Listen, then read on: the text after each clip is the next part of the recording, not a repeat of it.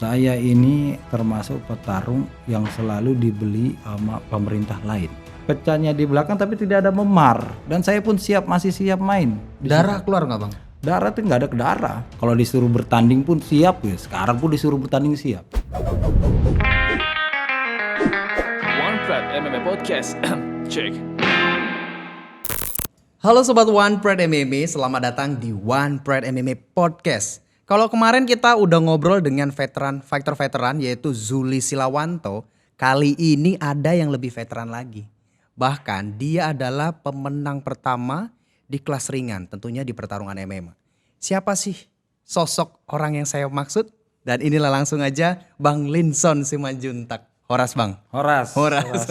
Sama orang Batak kita. Sama orang Batak. Gimana Bang kabarnya di awal tahun 2021 nih Bang? Wah, baik-baik aja ya. Dalam tahun 2001 ini selalu banyak perubahan ya, apalagi di dunia olahraga ini. Mungkin seperti itu. Bang, kita pernah mendapat informasi. Seperti di opening saya tadi, Bang Linson adalah juara kelas ringan pertama di MMA. Benar nggak itu Bang? Kalau dibilang itu sejarah pertama kali Indonesia melakukan MMA. Itu di tahun 2000 antara 2001 ya. Itu pertama kali melakukan MMA. Ya memang saya di situ menjuarai kelas ringan. Di situ ada kelas ringan, kelas berat dan kelas menengah. Oke. Ya. Di kategori kelas ringan 65 kg ke bawah. Terus 66 sampai ke 80 menengah, 80 ke atas kelas berat. Jadi disitulah bercampur aduk. Beda dengan yang sekarang. Yang sekarang Bang. Kalau yang sekarang ada 10 kelas. 10 kelas. Sesuai dengan kelasnya masing-masing. Bang, kalau misalnya ditanya, Ya. rindu nggak sih fighter Linson Simanjuntak untuk turun lagi di oktagon? Kalau saya lihat ya namanya petarung ya Bang ya. Itu kan semua pilihan. Kalau disuruh bertanding pun siap ya. Sekarang pun disuruh bertanding siap. Apalagi kalau saya lihat tuh di One Pride tuh, waduh ini kok kenapa nggak begini? Ya jadi kayak kesannya ini gregetan gitu loh. Kapan kayak saya bisa turun di sini gitu. Jadi seperti itu Bang. Nah, oke. Ini sebetulnya jujur bagi saya tuh kayak hal yang sangat terhormat bagi saya bisa ngobrol dengan fighter veteran. Kemarin kita sama Bang Zuli sempat ngobrol. Kita udah dapat kisah dari Bang Zuli, kita ingin tahu dari Bang Linson. Bang, waktu itu ajang apa pertama kali yang Bang Linson ikutin? Jadi gini, saya juga termasuk terima kasih ya bisa diundang dan menceritakan semua apa yang ada gitu loh. Jadi yang benar-benar. Jadi pertanyaan tadi apa yang Ajang apa pertama kali yang diikutin? kalau dibilang olahraga hampir semua saya emang hobi olahraga. Dari kecil memang saya hobi olahraga dari kecil terus sampai kuliah pun saya di olahraga. Jadi dan saya mengikuti di dunia bela diri. Bela diri. Saya kadang-kadang ikut taekwondo, ikut judo, ikut gulat, ikut wushu, semua saya ikutin Bang. Jadi kalau dipertanyakan gitu ya emang gila olahraga gitu loh. Gila olahraga. Memang dulu juga sebelum saya jadi olahragawan, saya emang nakal gitu loh Bang. Nakal, suka kerjanya berantem. Di luar berantem, terus akhirnya dilihat paman, wah kamu ini nakal banget. Ya udah ikutlah olahraga bela diri apa nih? Totonya gelut tuh berantem terus. Totonya pas ikut event juara. Itu makanya jadi wah di dunia olahraga itu saya ikutin di dunia gulat dulu. Itu berarti pertama kali ditawarin paman itu waktu kelas atau umur berapa itu? Di usia SMP. Menengah pertama di SMP kelas 3 saya sudah mengikuti olahraga. Terus apalagi pemerintah kan ada ibaratnya seperti itu memerhatikan olahraga seperti itu. Dan tetap saya masih bandel itu Bang. Walaupun dibina terus di karantina terus dibiayain, pergi lagi mainnya, ribut lagi, juara. Jadi emang benar-benar emang udah darahnya kali ya. Emang karena paman saya bela diri juga ya akhirnya ikut bela diri gitu. Bela diri apa waktu itu pertama Bang? Saya pernah ikut ya taekwondo juga iya. Awalnya taekwondo. Terus ya sudah itu ikut gulat. Saya gulat. Dari tahun 99 saya udah ngejuara nasional. 92 saya udah juara nasional sampai 92 saya juara nasional. 99 saya berhenti, pernah peringkat 4 Asia. Nah, terus saya berhenti ikut wushu. Wushu juga saya juara nasional juga di wushu. Makanya pada saat di dunia juara nasional saya kaitkan gitu loh. Saya kaitkan dengan olahraga MMA. Nah, itu sangat mendukung sekali sehingga saya bisa menjuarai di kelas ringan itu. Nah, Kalau misalnya benar-benar menseriuskan tentang MMA atau dulu awalnya tahu dari mana tentang MMA ini, Bang? Saya kalau dibilang MMA itu dulu ada UFC. Jadi UFC ada itu dulu. Sudah itu diadakan di salah satu TV ada TV One. Nah, orang tidak percaya bahwa saya itu petarung. Malah justru saya pernah punya moto seperti ini. Saya bukan yang terbaik, tapi saya sulit ditandingi. Wow. Nah, saya udah selalu setiap saya lakukan seperti itu, ini orang kegaya banget kalau ngomong. Tapi memang terbukti ya, gitu saya selalu juara di situ. Oke. Nah, itulah menggeluti langsung itu ya, Bang ya. Iya. Kalau MMA ajang pertama itu dulu di TPI Ya, TV Fighting. Sekarang sudah tidak ada ya. sudah tidak ada. Itu dulu perjalanan waktu di ajang itu gimana, Bang? Ya, waktu perjalanan di ajang itu ya kalau dilihat untuk dibicara tentang MMA, kalau udah bertanding dengan nama Linson Simanjuntak itu udah meriang. Udah dengar nama Linson Simanjuntak. Kata mau main nih, dia udah susah tidur itu. Karena kenapa, Bang? Saya sangat menghargai persiapan yang diberikan sama pelatih. Walaupun saya bandel, tapi kalau dikasih program periodisasi latihan, saya selalu menghargai itu, menghargai persiapan itu. Sehingga saya paling terbaik volume oksigennya di Indonesia dulu itu, Bang. Jadi kalau untuk ngasih senjata, nembak senjata walaupun nyasar, tetap punya oksigen, nggak harus takut saya karena recovery-nya bagus. Kalau sekarang kan banyak julukan. Kalau dulu Bang Linson julukannya apa dulu? Saya julukannya Linson The Predator Simanjuntak. Itu Predator. Jadi kalau ngelihat darah itu, waduh, nggak berhenti, Bang. Gimana caranya untuk merusak lawan? Jadi kalau udah saya banting, saya mohon posisin, saya hajar, saya unjuk-unjuk sampai udah nggak bisa bergerak. Kalah pun pernah saya kalah, orangnya nggak bisa bangun, Bang. Itu kalau dulu ya. Nah, kita dengar dulu pernah kalah dengan Francino Tirta. Kita bahas Francino Tirta dulu. Nih. Gimana itu dulu ceritanya? Jadi saya pernah memang kalah, tapi itu bukan di kelas saya. Jadi itu ada 2 periode. Pernah saya juara best of the best semua kelas di tahun itu. Sudah itu kita lakukan lagi di tahun berikutnya. Dia menjuarai itu di best of the best kedua. Ya saya nggak paham, karena kenapa saya bilang nggak paham? Ini namanya TV kan. Kalau saya terus yang juara kan nggak enak nontonnya. Bosan penonton ini? Penonton pasti bosan. Tadi dibuatlah sketch seperti itu. Menurut saya loh, seperti, kok bisa saya kalah? Padahal saya juarain the best of the best dari sekian nggak pernah kalah gini-gini kok bisa kalah? Pas saya tanya, mungkin ada mungkin, tapi ya namanya dunia TV ya kebutuhan kita nggak paham juga, ya udahlah kita mainkan lagi nanti. Namanya kan itu nggak mungkin sekali pertandingan itu. Kalau kita menyadarin itu kita bisa ketemu lagi loh. Nah, seperti itu. Kalau istilah sekarang rematch ya, Bang? Rematch. Ya kalau kita bisa rematch kita kapanpun. Kalau misalnya TPI kemarin masih ada, mungkin bisa fight lagi. Karena emang itu ditunggu-tunggu. Kalau udah saya turun, maaf izin Bang, itu pasti meledak itu penonton, pasti seperti itu. Nah kalau saat itu kan belum rame MMA di Indonesia, Bang. Iya. Fighter siapa yang menjadi mungkin idola dari Bang Linson? Kalau untuk sekarang ini? Dulu waktu awal-awal itu. Dulu ya kalau idola saya lah yang idola. Idolin diri ada yang idola, orang dia ngidolain saya semua. Setiap saya main bisa yang saya idolain, nggak ada yang saya idolain karena saya menghargai persiapan itu. Saya merasa bangga bahwa saya itu berdiri itu udah pas fit performan itu gitu. Oke. Nggak ada yang saya apain gitu. Tapi saya selalu kalau seandainya dibilang lawan tetap saya menghargai itu.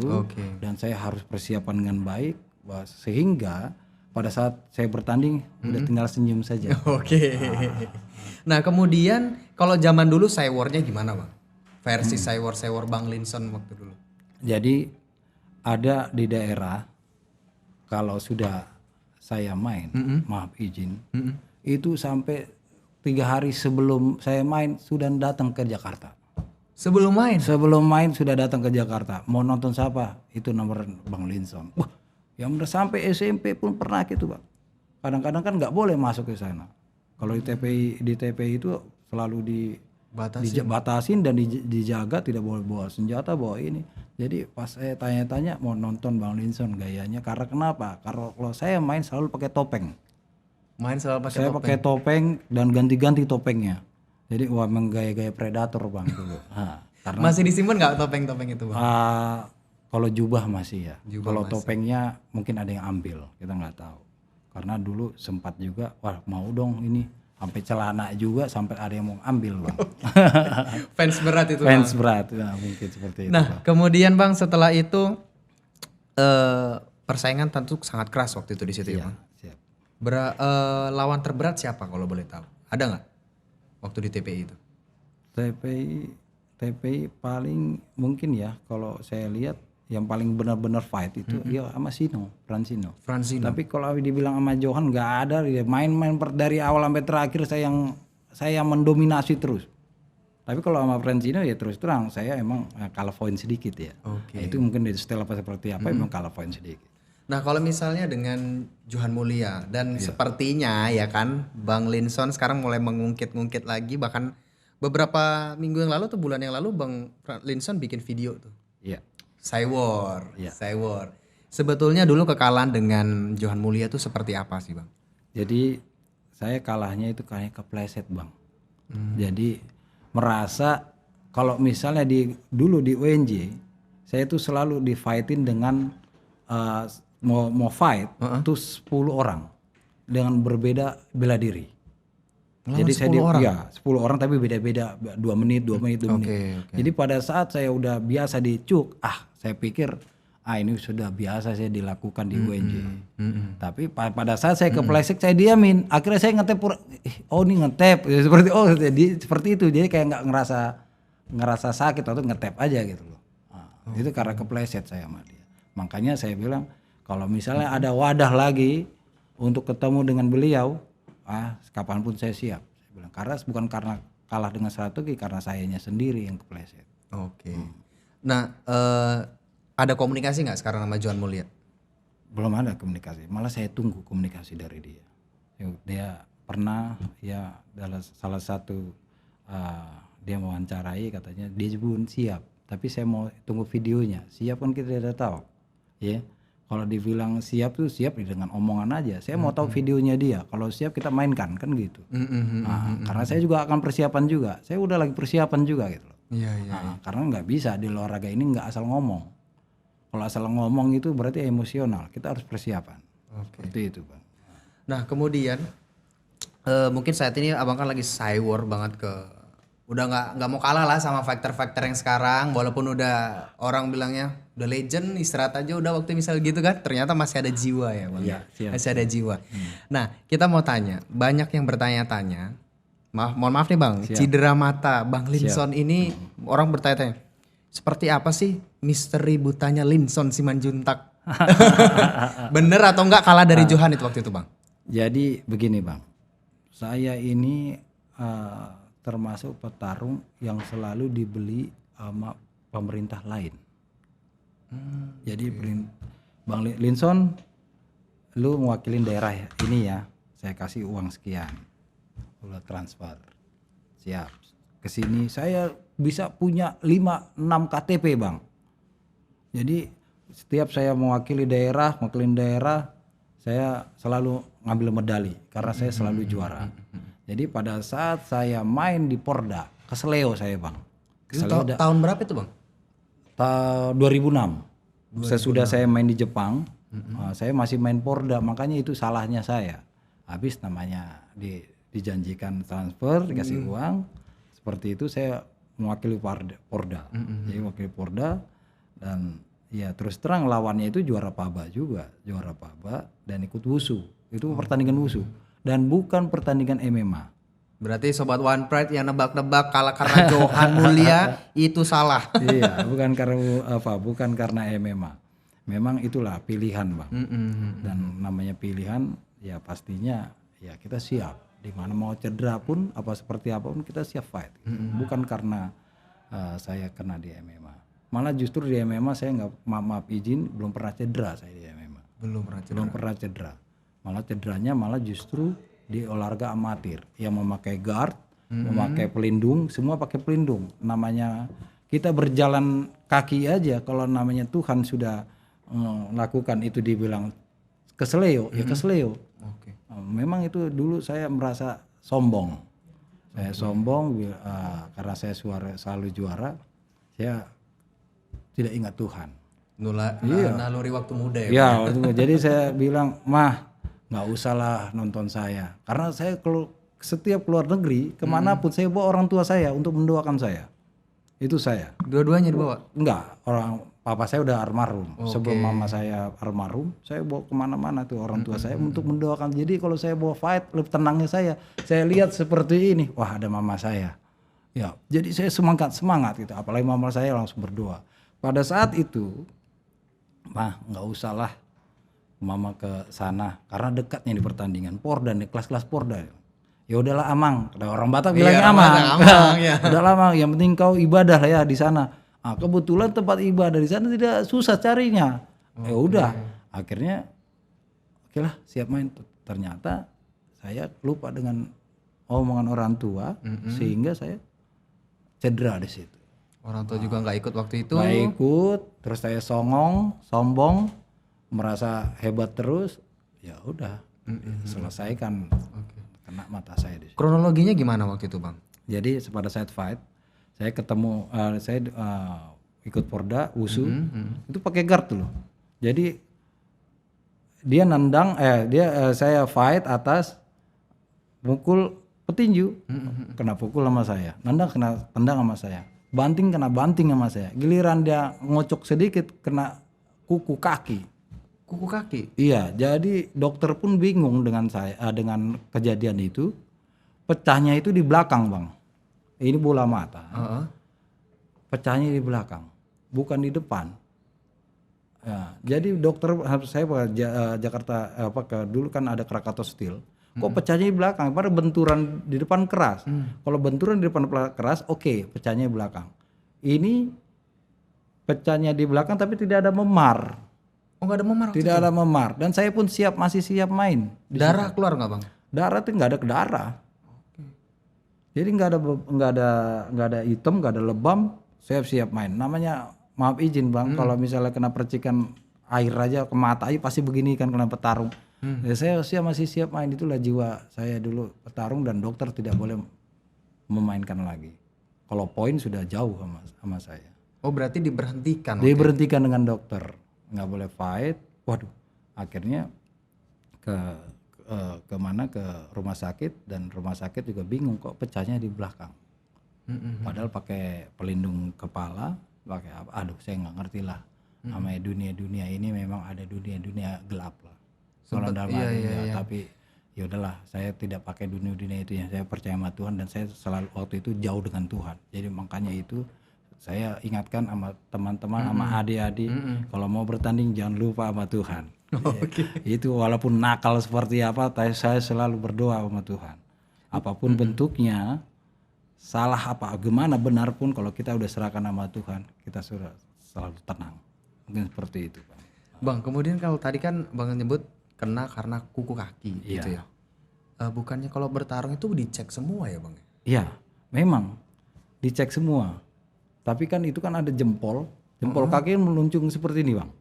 Jadi pada saat nyucuk seperti itu dia masuk ke dalam. Oh, sama jempol kakinya. Iya. Kayak kalau bahasa bela diri apa namanya itu taekwondo dwijagi ya. Bukan yang tendangan ke depan itu. Nah, itu kenanya saya di situ. Pada saat saya mesut mungkin kecucuk seperti itu. Nah, berarti kalau dulu baik MMA atau apa itu memang membawa nama daerah ya, Bang? Tadi kan Abang nyebut saya pindah dari pemerintahan ini gitu. Itu gimana? Kalau sekarang kan camp ya, per camp ya. Kalau dulu nggak per camp. Kalau dulu itu bisa bahasanya amatir dan profesional. Kalau di dunia amatir itu adanya gulat, taekwondo, bela diri dan lain. MMA pun sebenarnya ini yang sekarang ini itu belum ada amatirnya, belum disetujuin. Iya, masih ada profesional, namanya itu KOBI, Komite Olahraga Bela Diri Indonesia. Kalau dulu memang amatir, jadi siapa yang mau bawa nama daerahnya menjuarai itu dia kasih transfer. Makanya saya bilang tadi saya punya sampai 5 sampai 6 KTP. Oke. Saking gelonya ya udah lu mau berani berapa lu mau bayar gua bawa medali emas nih saya bilang gitu. Itu promosi zaman dulu seperti itu Iya, lah ya Bang ya. dulu, iya. Nah, mungkin lanjut kita Bang, cedera mata Bang Linson. Setelah itu gimana Bang pengobatannya waktu itu? Jadi gini Bang, saya sempat stres saya Bang. Sempat stres, berapa tahun saya stres karena mata saya pecah. Jadi saya mengurung diri, sudah itu saya berhenti untuk menjadi dunia olahraga dan saya menjadi guru karena saya punya akta mengajar guru, lulusan UNJ, saya pernah juga jadi wakil kepala sekolah. Oh, wakil kepala sekolah. Jadi Itu dari mana Bu dulu saya Bang? dulu wakil kepala sekolah Budi Utomo. Budi Utomo. Lah Abang dulu dari Medan atau gimana? Apanya? Waktu awal karir tuh dari kampung? Enggak, saya memang dari Jakarta, dari saya tinggal di Jakarta udah 40 tahunan. 40 tahunan saya tinggal, dari kecil saya di Jakarta. Hanya Akamsi, lahirnya kalau doang. anak sekarang Akamsi, anak kampung sini. Iya. Cuman lahir doang di Siantar. bener. Lahir doang Siantar. Udah itu 2 tahun bawa ke Jakarta, dia sekolah di Jakarta dan punya teman-teman juga orang Jakarta. Oke. Terus tadi gimana Bang surat pengobatannya? Jadi kalau pengobatan, kalau dibilang pengobatan, ya saya udah 4 kali operasi. 4 kali operasi. 4 kali operasi, terus udah itu sampai gubernur juga udah sempat bilang, gubernur yang Banten, Atut ya dulu kalau nggak salah, tenang aja Bang Linson, kita beli mata ya katanya. Waduh saya tenang, karena katanya mata ada. Pada saat saya udah tenang, besoknya tidak ada jual mata yang putihnya aja, tapi kalau kornea ada. Waduh, saya pikir, waduh sedih lagi. Itulah yang membuat saya stres. Dan akhirnya saya di dunia pendidikan, saya balik lagi di dunia pendidikan karena saya lulusan olahraga, saya pindah ke dunia pendidikan. Terus akhirnya saya dikenal lagi guru olahraga, pertama sebelum jadi wakil kepala sekolah guru olahraga. Ketemulah lagi sama guru-guru olahraga, kok lu bisa nyasar jadi guru lagi gitu. Akhirnya saya dibawa lagi ke KONI DKI untuk menjadi pelatih fisik. Pelatih fisik, terus belajar jadi pelatih fisik DKI. Terus saya akhirnya menjadi pelatih senior DKI gulat. Nah, jadi pelatih gulat. Udah itu saya kenal dengan MMA lagi. Makanya pas pada saat terima kasih sekali bisa diperkenalkan MMA lagi di sini, kayak seperti hidup kembali dari saya. Dan terima kasih sama Pak Ardi, itu bisa menghidupkan kembali petarung-petarung yang sudah hilang menjadi ada lagi. Apalagi saya pesan untuk anak-anak, ini pernah tanya pelatih-pelatih daerah, Bang Linson, iya, ini MMA ini lama apa enggak? Saya udah konsultasi sama Pak Ardi. Ini program kalender panjang. Jadi siapkanlah atlet-atlet kalian. Beda sama yang dulu. Dulu hanya 2 tahun. Bagaimana mau mempersiapkan atlet? Makanya saya bilang kalau ini kalender panjang untuk pembinaan, untuk apapun bentuknya, itu enak mengelolanya. Dari persiapan umum, persiapan khusus sampai kompetisi. Oke. Nah, Bang waktu itu berarti selama belum ada mata itu, Bang Linson dengan posisi yang sebelah sini tuh enggak ya? Ya. Pakai top tutup atau gimana waktu itu? Jadi mata saya kecil sebelah Bang. Jadi saya itu stres saya Bang. Saya berantem di luar pun nggak bisa. Saya coba itu untuk berantem di luar. Jadi pada saat fight kelihatannya kena, tau-tau nggak kena. Karena udah beda target. kelihatan tapi nggak kena. Saya pukul nggak kena. Jadi saya pegang dulu orang saya pukul, oh kena. Jadi seperti itu. Jadi saya latihan bang. Jadi selama saya setahun saya latihan tenis meja. Saya latihan tenis meja, pukul, ambil. Akhirnya di lancar saya berantem lagi di luar bang. Baru enak mukul, pak kena lagi. Nah, itu nakalnya saya itu bang. Terulang nakalnya. Terus lagi, mau coba aja bener nggak ini impactnya gitu loh, perkenaannya. Makanya kalau ada coba-coba lagi Johan mau main sama saya, hati-hati. Saya bilang gitu. Kurang sekali habis kalau gitu. Berarti bang itu mulai ini masang mata sekarang atau gimana nih ini? Ya, saya pasang mata. Jadi saya pasang mata. Dari tahun berapa waktu itu bang? Saya udah ada 2 tahun yang lalu saya pasang mata. 2 tahun yang lalu. 2 tahun yang lalu pasang mata. Itu karena memang dari Bang Linson sendiri udahlah, aku udah cukup nih uangku untuk beli mata, atau ada dari kayak tadi kan ada tawaran dari gubernur ya tadi ya, atau gimana itu bang? Enggak, ada teman akrab saya bang, supaya kelihatan cakep dikit lah lu belilah lu mata lu gini. Oke lah, thank you bang, ntar saya carilah seperti itu. Nah untuk perawatan, kalau kayak gitu itu gimana bang? Kan udah 2 tahun ini abang menyesuaikan itu dengan mata baru gitu, itu gimana bang? Ya namanya penyesuaian ya kelihatan aja kan, bisa dilihat dari makanya saya bilang saya latihan tenis meja. Oh itu udah pakai mata palsu waktu itu? Enggak, belum. Oh, tapi belum.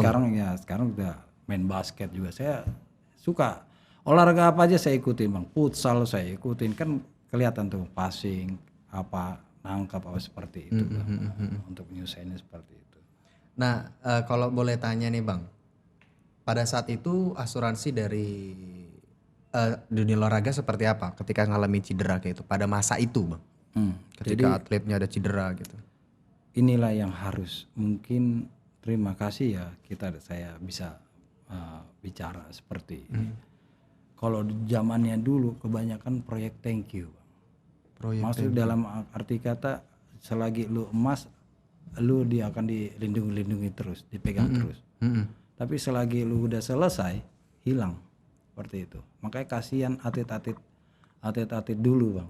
Hanya proyek thank you aja yang diitukan sama pemerintah. Jadi kurang fair gitu loh. Makanya dengan diadakannya One Pride seperti ini, lu fight berani berapa lu fight. Jadi ada asuransinya. Asuransi jelas. Kalau dulu tidak ada asuransi bang. Gak ada asuransi. Tergantung kalau misalnya lu tergantung dari manajernya atau tergantung dari pemerintahnya mau nggak. Kalau itu nggak ada, tidak ada asuransi. Makanya kalau memangnya mau fight ya ikut, selesai pertandingan, selesai langsung hilang seperti itu aja. Makanya banyak sekali atlet-atlet sekarang ini yang jadi maaf kata kurang perhatian, maaf izin, ada yang jadi tukang ojek, angkat apa seperti apa, itu banyak sekali tukang jualan seperti itu karena kurangnya perhatian dari pemerintah. Iya. Sebetulnya dengan adanya orang-orang seperti abang ini ya, dengan bantu Pak Ardi dan yang lain gitu ya, dalam arti para pencinta MMA di Indonesia semakin naik. Iya, itu jelas sekali bang. Karena kenapa? Setiap saya ke daerah pasti ngomongnya itu orang One Pride. Itu orang One Pride. Wah, hebat sekali. Makanya ini sangat-sangat bangga sekali ya adanya One Pride, sehingga wadahnya ada. Dan TV One meliput ya. Dengan adanya Kobi, terus Komite Olahraga Bela Diri Indonesia oleh profesional, dan itu sangat baik sekali. Daripada dia bertarung-tarung di jalan ya, tidak ada kalah juga malu, menang juga malu kan. Cuma jadi tontonan. Ya, tontonan doang. Taunya mereka kebacok. Tapi ini ketahuan mau pecah juga ada asuransinya, ada semua biaya ditanggung di One Pride. Oke. Bang, kalau kita ngelihat nih sejarah dari cedera matanya Bang Linson juga dialami oleh fighter kita sebenarnya, Inandia Citra. Gimana Bang? Mulai dari cederanya Inandia Citra. Dalam arti kayak Bang Linson udah mengetahui dulu nggak ada asuransi, sekarang ada. Bagaimana peran One Pride ketika fighter mengalami cedera, mungkin seperti contohnya Inandia Citra Bang? Ya, kalau saya perhatikan ya sekarang di One Pride ini diperhatikan 100%. Ya, karena kita kerjasama juga sama asuransi. Jadi sampai sembuh Ya itu malah sangat baik sekali. Nggak ada durasi lu setahun? Nggak ada. Nggak ada. Tidak ada. Ini asuransi sampai sembuh. Ya, kecuali dia tidak bayar asuransinya lagi. Oh, berarti ini tetap bayar asuransinya faktornya gitu? Iya, orang TV One mah bayar. Oke. Kalau saya bayar itu. Jadi makanya kalau setiap fight itu pasti udah dibayar sama orang TV One asuransinya. Makanya nggak usah harus takut fight. Kalau emang jantungnya bagus ya fight aja gitu. Apalagi kalau jadinya saya suruh hari ini saya suruh fight, saya fight. Orang ada asuransinya nggak ada takutnya saya. Itu loh. Jadi ya benar-benar kalau petarung mau latihan benar, mau jadi petarung benar ya ini di One Pride ini gitu. Berarti segala biaya juga di backup full berarti? Dari persiapan berangkat pesawat, pulang pesawat, penginapan, sampai makannya seperti apa, sampai asuransinya seperti apa, itu diperhatikan sekali. Itu sangat luar biasa menurut saya, sangat luar biasa ya. Ketum kita melakukan seperti ini sangat luar biasa. Saya rasa seperti itu. Ya, mudah-mudahan sehat-sehat beliau. Bang, sebetulnya kan sekarang sejak berdirinya One Pride kurang lebih 2016 ya Bang. Ya. One Pride kemudian hingga sampai saat ini 2021 dalam arti semakin bertambah usia dan One Pride akan semakin luar biasa. Ya. Seperti tadi Abang, aku ke pelosok-pelosok pun ini orang One Pride. Ya. Ini orang One Pride. Ya. Apa kejutan yang akan diberikan oleh One Pride di tahun ini Bang? Kita memang sudah diskusi ya dengan bos, dengan tim. Rencana di tahun ini kita melakukan setahun 2 kali. 2 kali fight. Ya, 2 kali langsung secara Live, ya. Live. Satu. Kedua, kita akan keliling daerah.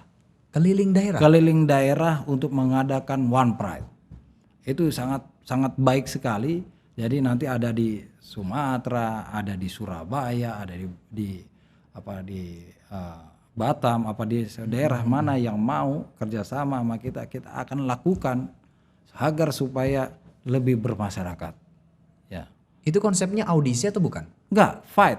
Kita fight petarung misalnya contoh soal ada petarung yang number 1 di sini di Jakarta atau di Indonesia, kita bawa ke daerah. Bisa saja seperti itu. Atau juaranya Medan misalnya kita mainkan di Medan. Kita bisa seperti itu. Tergantung nanti kerjasamanya seperti apa sama pemerintah daerah di sana. Nah, makanya sangat baik sekali mempunyai program seperti itu Pak Ketum. Ya, bikin muter gitu ke daerah-daerah, titik-titik daerah. Bang biar sepertinya Bang siap mengira kita minum dulu Bang. Oke, siap. Obrolan kita makin seru sekali nih, Bang. Karena sobat One Pride MMA di rumah yang lagi nonton kita ya kan, itu selalu tanya-tanya seperti apa sih Linson Simanjuntak. One Pride itu nanti seperti apa dan kejutan-kejutan hebat itu ditunggu Bang. Terus Siap, thank you ya, siap Bang.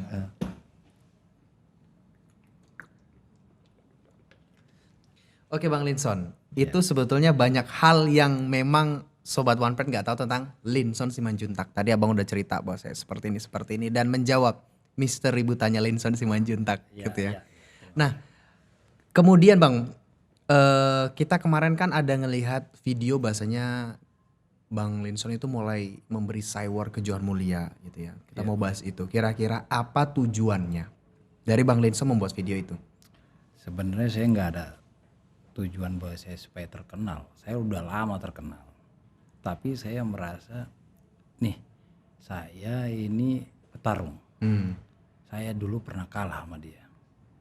Jadi saya mau membuktikan gitu. Bahwasanya persiapan kalau kita fight lagi, karena dulu TV tidak ada, ini sudah ada TV yang meliput. Nah, bukan karena saya mau cari nama, enggak. Saya mau buktikan gitu sama dia. Saya bukan kalah karena program. Karena kalah karena saya kepleset. Karena terus terang saya orang yang dibina dulu karena saya dulu pernah olahraga, olahraga. Saya mempunyai 4 pelatih. 4 pelatih. 4 pelatih untuk 1 atlet. Jadi saya dikasih program periodisasi latihan benar-benar pas dengan performanya. Nah, makanya saya bilang sekarang ini kalau misalnya ya Johan Mulia dengerin nih, saya mau tahu dia kasih video sama saya seperti apa. Kita mainkan terserah kapan, karena saya juga udah persiapan gitu loh. Nah, dengan persiapan yang saya bilang tadi, nah, saya akan lakukan, saya akan memberitahukan dan juga saya akan memberikan semangat sama adik-adik. Oh begini cara bermain, begini teknik, begini yang harus benar-benar fisik yang baik. Seperti itu, Bang. Bang, kalau misalnya boleh saran nih dari saya pribadi nih. Kalau kita selalu ngelihat fighter-fighter best saat ini di One Pride. Gimana misal fighter-fighter legend itu mulai tampil lagi di One Pride? Wah, ini sangat setuju sekali. Atau misalnya nggak mau antar legend misalnya. JK Saragi melawan Linson Simanjuntak misal. Iya kan? Angga The Hitman lawan si Max Metino misal. Ya walaupun let's say itu cuma latihan gitu kan. Seremoni Bang. Siap. Kali aja bisa seru Bang. Siap, pasti seru saya pikir. Karena kenapa? Sampai sekarang diadakannya One Pride, pasti di petarung-petarung yang dulu mana ya? Betul. Mana ya petarung-petarung dulu? Apa yang dilihat kemarin, wah ini juara-juara pada kemana? Pada saat ditampilkan seperti lagi, oh ini dia juaranya. Saya yakin pasti akan rame. Saya yakin. Karena kan bisa jadi nih Bang. Dulu fans dari Bang Linson, saat ini udah usia senja semuanya. Iya. Saat ini yang hadir anak-anak senja ya telak milenial. Iya. Terkejut lihat, wah siapa nih Linson Simanjuntak nih? Mungkin dengan sini mereka tahu, wah dulu ini ternyata bapakku ngefans sama ini dulu gitu. Nah mereka tuh flashback. Kali aja nih, mungkin sobat One Pride MMA, sebelah aku promotor, itu saran dari saya Bang. Iya. Kali aja kalau misalnya oke kan, seremoni setahun sekali, veteran versus fighter masa kini. Siap. Nah. Oke, terima Ya. kasih Bang Baik, Linson Simanjuntak. baik, terima Obrolan kasih. kita Terima padat kasih. sekali. Ya, Setidaknya saya bisa mengkonfirmasi siapa Linson Simanjuntak Siap. dan misteri butannya Linson Simanjuntak. Terima kasih atas waktunya Bang. terima kasih, Kita Bang. udah Ya. ganggu waktunya. Siap, ya masalah. Sampai Siap. jumpa. Terima kasih Bang. Oke Sobat One Pride MMA, nantikan obrolan saya di podcast One Pride MMA Podcast. Tentunya dengan narasumber-narasumber yang luar biasa. Jangan lupa tulis di kolom komentar siapa sih narasumber yang kalian inginkan. See you, bye-bye.